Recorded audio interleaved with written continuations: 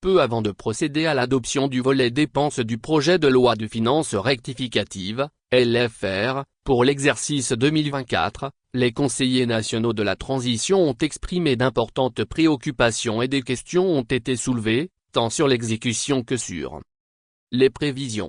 En ce qui concerne l'exécution, les points soulevés ont porté notamment sur le non-paiement des dépenses des bas au premier trimestre, le niveau de règlement de la dette intérieure auditée, les dépenses de biens et services pour les services déconcentrés, le non-paiement des bourses pour les étudiants à l'étranger, la part des ressources internes dans les dépenses d'investissement, la qualité des infrastructures réalisées ainsi que le faible taux d'exécution de certaines lignes budgétaires.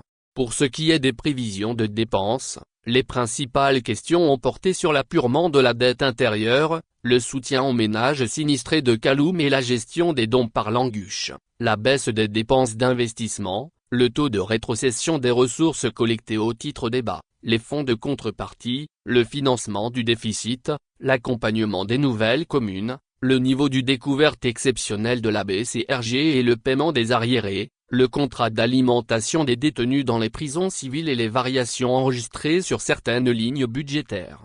Selon les conseillers nationaux, suite aux échanges fructueux issus des travaux d'examen du volet dépenses en commission et en intercommission, les réponses aux questions ont été minutieusement étudiées. De la dette intérieure, l'examen du rapport d'exécution de l'ALFI 2024 a révélé un faible niveau de paiement de la dette intérieure. En effet, malgré la liquidation à date de 419 milliards GNF sur les 800 milliards prévus en LFI 2024, le Trésor public n'a pu effectivement payer que 64,9 milliards GNF soit 15%. Vu le caractère exigible de cette dépense et son utilité pour le secteur privé guinéen, le CNT a invité à nouveau le gouvernement à procéder à son apurement total de la rétrocession des ressources mobilisées en faveur des collectivités locales.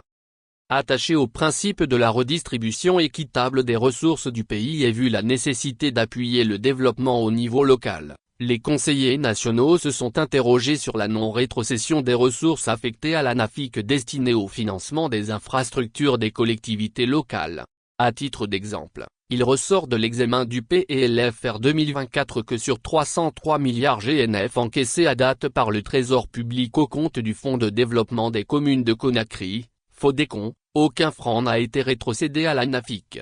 Par ailleurs, pour ce qui est du Fonds national de développement local, FNDEL, sur 304 milliards GNF encaissés seulement 92 milliards ont été rétrocédés. En plus, au titre de la contribution foncière unique, CFU, et la taxe unique sur les véhicules, TUV, 115 milliards GNF ont été effectivement encaissés par le Trésor public.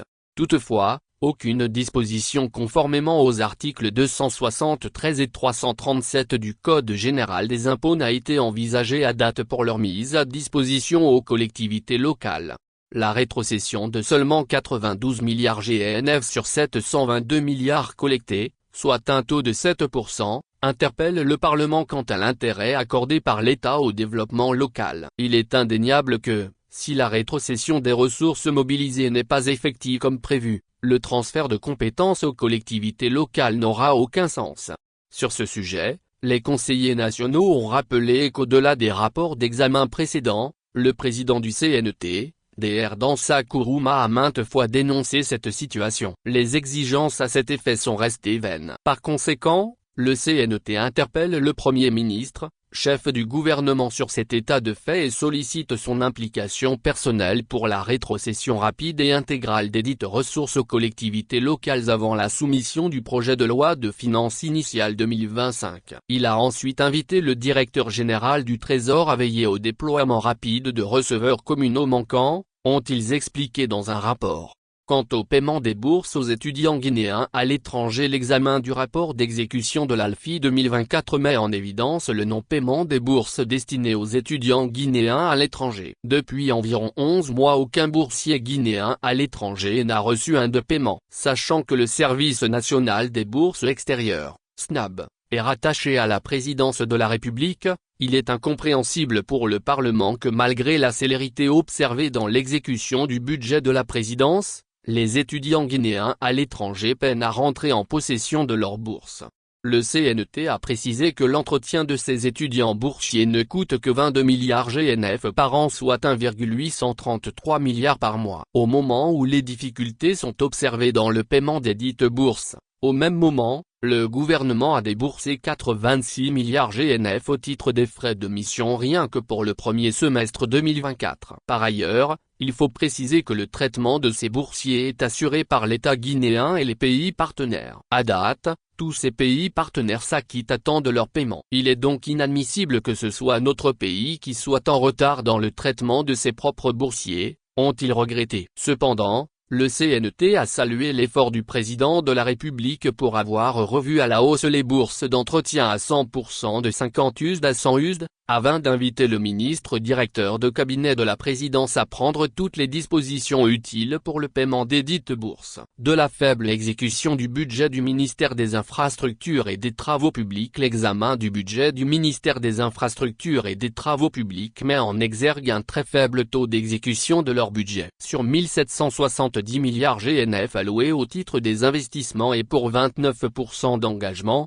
ce département à date, est à zéro paiement. Autrement dit, de janvier à nos jours, aucun paiement n'a été effectué au compte des travaux routiers. Par ailleurs, la direction des routes préfectorales, sur 100 milliards GNF, n'a pu engager que 6%. Celle en charge des routes nationales 1% sur 402 milliards. Quant à la direction nationale des infrastructures, elle est à 0% d'engagement. Il en est de même pour l'AGEROUTE qui est à 0% sur 224 milliards GNF prévus. L'essentiel des engagements du département ne concerne que les voiries urbaines qui représentent à elles seules 80% des régulations du ministère au détriment des autres directions, ont-ils révélé. Du retard des paiements à la Banque centrale de la République de Guinée, BCRG.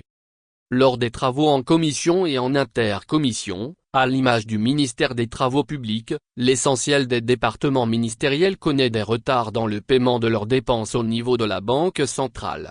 Le CNT s'interroge sur le non-paiement par la BCRG des dépenses déjà engagées, liquidées, ordonnancées et dont les ordres de virement sont émis conformément aux articles 17 et 28 du Règlement général sur la gestion budgétaire et la comptabilité publique. Cet état de fait impacte négativement la mise en œuvre des politiques publiques en faveur des populations, compromet la performance des départements sectoriels et affecte considérablement le secteur privé. Le CNT estime que si la position nette du Trésor, PNT, est positive, la Banque centrale n'a aucun droit de ne pas payer un ordre de virement régulièrement établi. Il recommande par conséquent au gouverneur de la BCRG à observer une célérité dans le traitement des lettres de paiement tout en veillant au respect strict de l'article 36 de son statut et l'article 36 du Règlement général sur la gestion budgétaire et la comptabilité publique, ont-ils fait remarquer.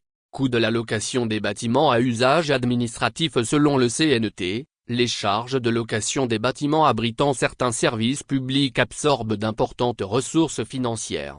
Pour cette année, elles sont projetées à 91 milliards GNF en PLFR 2024 contre 84 à MDS en LFI 2023. Pour arrêter cette importante saignée financière, le CNT réitère sa recommandation quant à la renégociation des contrats de location et la mise en valeur du site directionnel de Coloma destiné à la construction des bâtiments administratifs, ont-ils dit.